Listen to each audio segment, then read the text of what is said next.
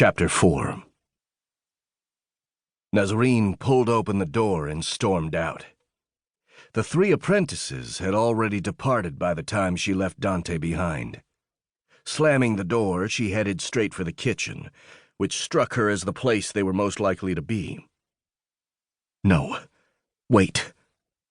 She stopped in the hallway, out of sight and earshot from anyone, and looked at the floor while she breathed in and out, gradually wiping away her anger, extinguishing the flames of it, but allowing the coals to keep smoldering.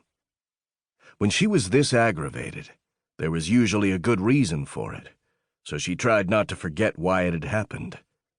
Later, when calmer, it would be easier to deal with. She stood straight again. Okay, then. No reason to let this ruin our evening. We succeeded. She nodded and continued the rest of the way down the hall to the doorway that led to the kitchen and dining area.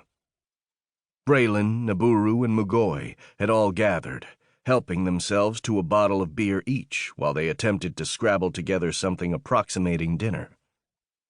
Braun was handling most of the food and chatting up Naburu, who languished in a chair nearby.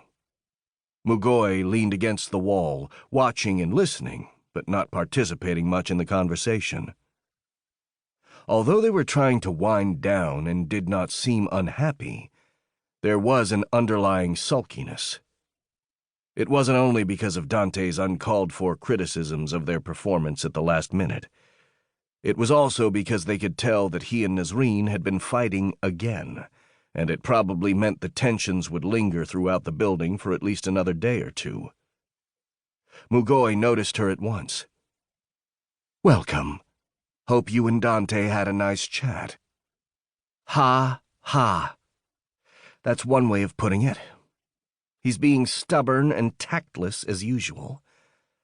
He does have your three's best interests in mind, but he's terrible at expressing it in ways that are, I don't know, constructive?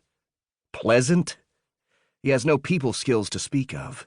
He invested all of his abilities in other skills.